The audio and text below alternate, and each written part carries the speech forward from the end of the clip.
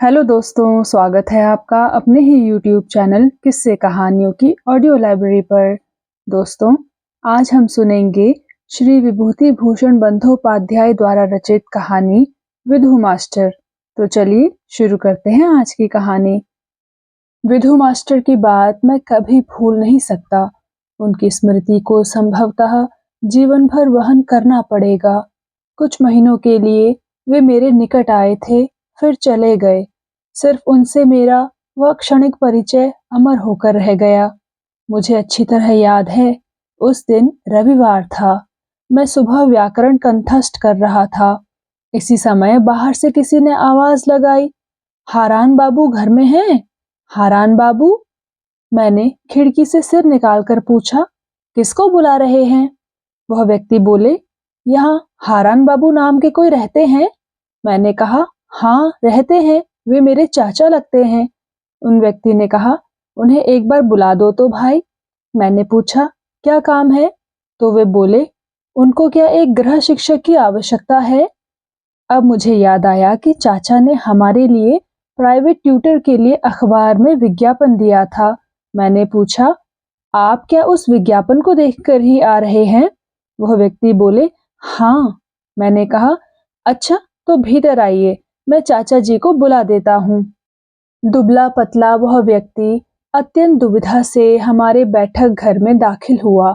मैंने कहा, आप बैठिए। मेरी बात को सुनकर वे मानो भयभीत से होकर कोने की एक बेंच पर बैठ गए।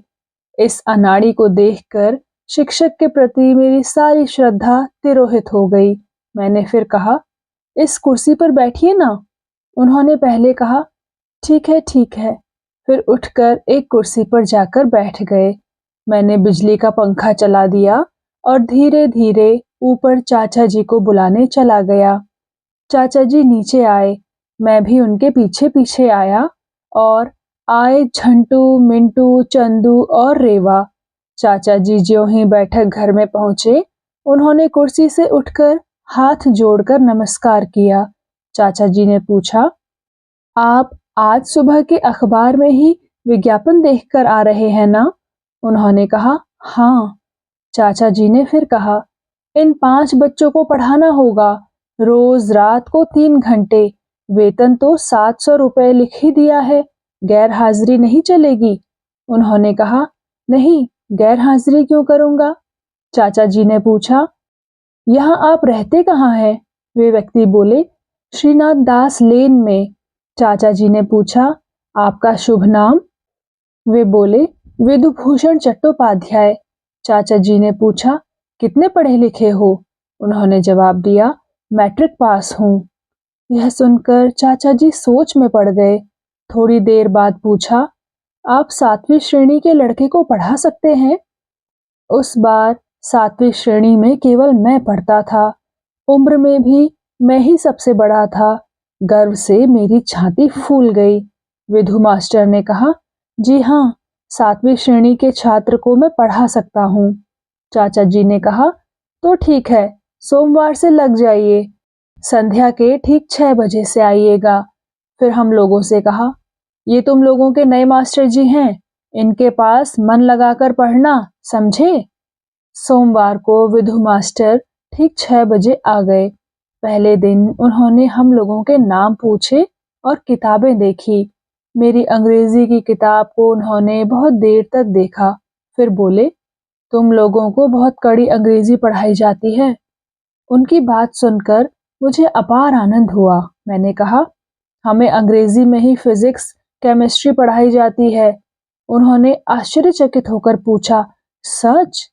मैंने अपनी साइंस की किताब उन्हें दिखाते हुए कहा, आजकल हम प्रॉपर्टीज ऑफ एयर तथा बैरोमीटर के बारे में पढ़ रहे हैं। मुझे लगा मेरी ये बातें सुनकर वे चौंक उठे थे। अपनी इस स्थिति को हम लोगों से छिपाने के लिए उन्होंने रेवा से पूछा, बच्ची तुम्हारा क्या नाम है? रेवा लज्जा से मुंह नीचा किए हुए थी। नए व्यक्ति को देखकर उसे बहुत लज्जा आती थी।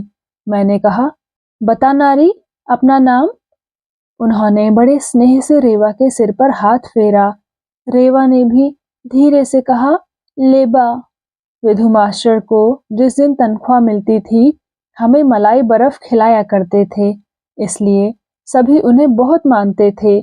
केवल मुझे जाने क्यों वे ठीक नहीं लगते थे। फिर भी चाचा जी के डर से अनिच्छा होते हुए भी उनके पास पढ़ने बैठ जाता था।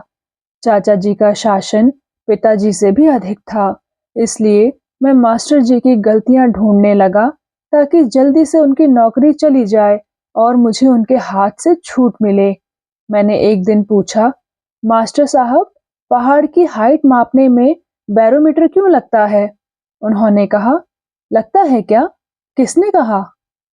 मैंने कहा, स्कूल के मास्टर जी ने। तो वे बोले, तो हो सकता है, कहाँ लिखा हुआ है बताओ तो? मैंने कहा, साइंस की किताब में। उन्होंने कहा, देखूं साइंस की किताब लाना।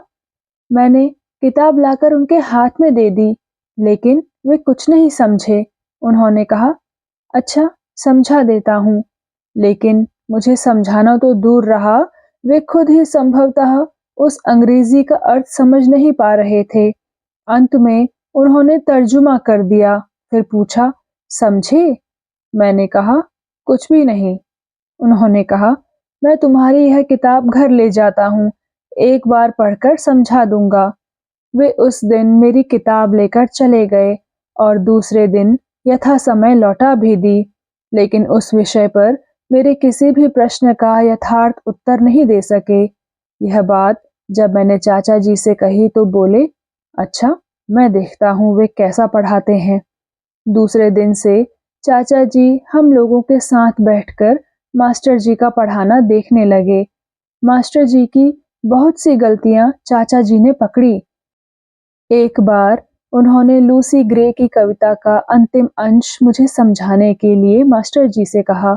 उन्होंने कहा, वही कविता, over rough and smooth she trips along and never looks behind and sing a solitary song that whistles in the wind. इसका भावार्थ अच्छी तरह समझाना चाहिए, समझे ना? इन सब बातों में मास्टर जी कुछ नहीं कहते थे। वे चाचा जी को बहुत मानते थे और कभी सिर उठाकर उनसे नहीं बोलते थे। हिसाब में भी बड़ा और पेचीदा सवाल मास्टर जी नहीं कर सकते थे। एक दिन चाचा जी के सामने वे एक सवाल का हल निकाल रहे थे। चाचा जी ने कहा, यह सवाल तो बीजगणित के नियम के अनुसार आप हल नहीं कर सकते। जो भी हो, उस दिन किसी भी तरह वे हिसाब समझा नहीं सके। उनके जाने के बाद चाचा जी ने हम लोगों से कहा, तुम्हारा मास्टर ठीक नहीं है। इसी समय विश्वकर्मा पूजा आई। हम लोगों ने कहा, मास्टर जी, हमें पतंग और लट्टू खरीद दीजिए। मास्टर साहब को हाल ही में वेतन मिला था, इसलिए राजी हो गए। लेकिन उनकी एक शर्त थी कि वे जो भी खरीद कर देते थे, उसके बारे में कभी किसी से कहना मना था, अर्थात वे सबसे छिपाकर हमें चीजें खरीद कर देते थे। विश्वकर्मा पूजा के 4 दिन बाद एक दिन अचानक श्रीनाथ दास लेन में मास्टर साहब से भेंट हो गई। मैंने नमस्कार किया। उन्होंने कहा, अरे पिंटू, कहाँ जा रहे हो? मैंने कहा, आप कहाँ रहते हैं मास्टर जी? उन्होंने कहा, यही इसी गली में। मैंने कहा, चलिए ना, आपका घर देखूंगा। मुझे न जाने क्या हो गया था कि मैं मास्टर साहब का घर देखने के लिए अत्यंत उतावला होने लगा। मेरे आग्रह को देखकर वे मुझे दुविधा के साथ अपने अपूर्व घर में ले गए। टिन की छत वाले एक बहुत पुराने मकान के दुतल्ले में मास्टर साहब रहते थे। उस मकान की सीढ़ी इतनी तंग और कमजोर थी कि मुझे वहां डर लगने लगा। मास्टर साहब ने अपने कमरे का ताला खोला और मुझे भीतर ले गए। उनका वह कमरा बहुत ही गंदा और टूटा फूटा था। दीवार पर कुछ कैलेंडर झूल रहे थे। एक स्थान पर विवेकानंद का फोटो लगा हुआ था। फर्श पर एक खटिया पड़ी थी। उस पर एक मैला सा तकिया पड़ा था। मास्टर साहब, मैं आता हूँ कहकर जाने कहाँ चले गए। मैं घूमकर उनका कमरा देखने लगा। मुझे उनकी दरिद्र अवस्था को देखकर बहुत ही कष्ट हुआ। कमरे में एक भी कपड़ा नहीं दिखाई दिया। मेरे मन में उनके प्रति बहुत अनुकंपा जाग गई। उन्हें मैं जो घृणा किया करता था वह भूल गया। सहसा मानो मुझ में एक परिवर्तन आ गया।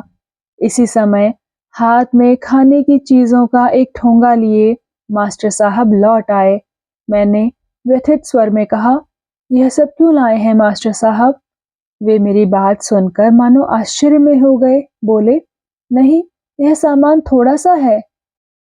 मैं समझ गया कि उनकी कड़ी मेहनत का परिश्रम ग्रहण करना उनकी देह का रक्त ग्रहण करना होगा। इसलिए मैंने तीव्र प्रतिवाद के स्वर में कहा, नहीं, ऐसा कभी नहीं हो सकता। मेरी दृढ़ प्रतिज्ञा देखकर उनका मुंह लटक गया। बोले, क्यों पिंटू, क्या बात है? और कुछ कहने की हिम्मत नहीं हुई। उस दिन घर लौटते वक्त मैंने प्रण कर लिया कि अपने लिए मास्टर साहब को पैसे खर्च नहीं करने दूंगा, चाहे जो हो। इसी नौकरी पर भरोसा करके वे कलकत्ते में रह रहे हैं, लेकिन मैं अपनी प्रतिज्ञा को निभा सकूं, इसके पहले ही एक बहुत बुरी बात हो गई। चाचा जी एक दिन मेरी ट्रांसलेशन की कॉपी लेकर देखने लगे। मास्टर साहब सामने ही बैठे हुए थे। सहसा चाचा जी ने कहा, यह क्या मास्टर साहब, आप तो बिल्कुल अंग्रेजी नहीं जानते हैं। I live in a boarding, इस सेंटेंस में पद को गलत बताकर आपने उसे काटकर एट लिखा है। यह कौन से ग्रामर के नियम अनुसार आपने किया है? लज्जा से मास्टर साहब ने सिर नीचा कर लिया और मैं भावी आशंका से कांप रहा था। चाचा जी ने एकाएक मुझसे कहा, पिंटू, अपनी हाफ ईयरली प्रोग्रेस रिपोर्ट लाना तो। मैंने डरते डरते प्रोग्रेस रिपोर्ट लाकर दे दी। चाचा जी ने कहा, देखिए कितना खराब रिजल्ट हुआ, अंग्रेजी में ही फेल है, दूसरे विषयों में भी किसी तरह पास हुआ है। अब मैं आपको कैसे रखूं? हम लोग दूसरा मास्टर देख लेंगे। आप अपना बाकी वेतन 2 तारीख को आकर ले जाइएगा। चाचा जी के अभियोग का मास्टर साहब ने प्रतिवाद तक नहीं किया। वे धीरे धीरे चले गए। मैं उनके मुंह की ओर देखने का साहस भी नहीं कर सका। कारण इस घटना के लिए मैं ही तो दोषी था।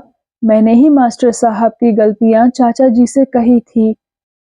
मैं सिर नीचा किए अपराधी की तरह बैठा रहा। तो दोस्तों, कैसी लगी आपको ये कहानी और पिंटू का हृदय परिवर्तन? कृपया कमेंट सेक्शन में आकर जरूर बताइएगा। और यदि आपने अभी तक इस चैनल को सब्सक्राइब नहीं किया है तो मेरी विनती है कि आप चैनल को सब्सक्राइब अवश्य कर लीजिएगा। मैं मिलूंगी आपसे ऐसे ही किसी और कहानी के साथ। तब तक के लिए धन्यवाद।